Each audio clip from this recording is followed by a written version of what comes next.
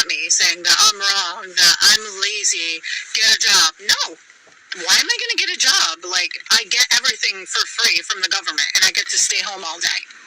So if you're mad about it or jealous, like, why don't you go have some more kids, or like put your baby daddy on child support? I have 3 baby daddies. I have 4 kids. I'm about to have my 5th kid. Okay? Why don't you have some more kids, or put your man on child support, or better yet, go get SNAP and cash assistance or Section 8. Like, you can do that, you know. So, like I said, I have 4 kids. I'm pregnant right now with my 5th. We all have state insurance, so I've never had to pay to give birth or go to any, like, prenatal appointments. They pay for everything, and it's, like, amazing. Like, I need that. So now with the 4 kids, I'm getting $2,000 a month in food stamps, health care through the state, Section 8 housing, and also I'm getting cash assistance, and I have, like I said, I have 3 baby daddies, so they're all paying me $150 per week in child support. So obviously when I have my 5th child in a few months, my benefits are all going to go up, and I'm going to be getting more in SNAP. So tell me again why I should be working. Like, why would I go get a job? Like, that's just stupid. I'm making more, like, doing absolutely nothing.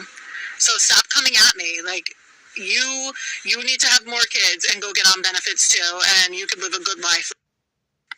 This is not uncommon. This isn't anything that's like mind-blowing or out of the ordinary, because growing up in the hood, I've seen this also, right? In which a lot of women actually are incentivized to stay tethered to the government, and they have no motivation to go and get a job. They continue to take over taxpayer dollars. And don't get me wrong, I'm one of the people that actually believe that it could be a decent program if there wasn't so much waste and fraud and people taking advantage of it, taking advantage of the free health care, taking advantage of the SNAP benefits. Basically, what they're telling you is that we are subsidizing their lifestyle, and it's no reason for them to ever develop a skill, ever invest in themselves, or even go and get a job, because they won't make more than what they get for free and don't have to pay taxes on from the federal government, from their local state and local municipality, that basically subsidizes and incentivizes them to continue to have children out of wedlock. She told you, she said, listen, I have multiple different baby daddies. I'm actually pregnant with my 5th baby daddy, and I am actually covering my face. And so at least she was smart enough to cover her face, because she realized that she didn't want to mess up her benefits or anything like that. And maybe somebody actually recognizes her, that sees this video and say, oh, that's Susan, or oh, that's Lindsay, or whatever. I think one of the other common misconceptions, and I tell people this all the time, is that the people that are on these social services programs, whether it be food stamps, Section 8, any form of government assistance, overwhelmingly are not Black women. Now, I do think that there is an egregious amount of people, regardless of what color you are, that is taking advantage of the system, and they think that it's okay. They think that just because they're doing it and they can get away with it and it's not illegal to do, that actually makes sense for them to keep doing. And we got to start changing our social norms and what our expectations are.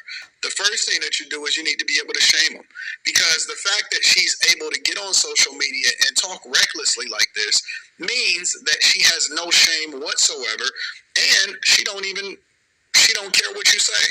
And she's probably going to benefit from it, from TikTok, and maybe get a lot of views, and maybe even be able to monetize the video, which in this instance, this is one of those videos where I don't feel inclined to leave a link down back in the description of the video. So if you find it, you find it. If you're actually looking for it, or you don't.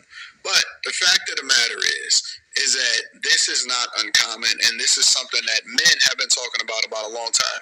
One of the things that men has talked about, they even talked about it during election season, is we need an update to family court laws. It's probably one of the few things that has not been addressed from any administration, both local and national. It's one of the few things that has not been addressed. Now, I feel compelled to talk about it because I'm not in that situation, and I will never be in that situation. As a matter of fact, my daughter turns 17 in 8 days. 8 days, 17. So that's not something I'm ever going to be concerned about. It's nothing that I was ever concerned about. I never was looking to break up my family in the first place. And my daughter is another year. She'll be 18 years old. She's not going to be grown. She's still going to be under my household, very much so, until she decides that she wants to get married.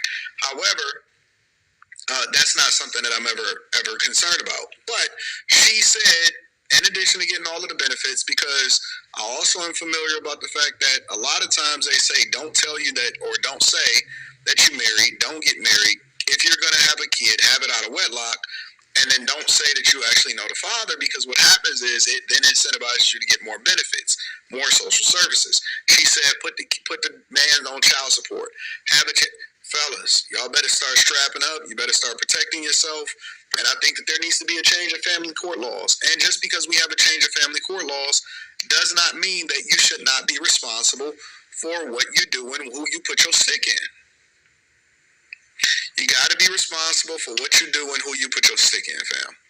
Because if you are just making yourself easily available to get finessed, and it don't matter what they look like. Most of the time, dudes ain't really using rubbers no more. I think that the value of rubbers, we need to, maybe I need to short the rubber companies.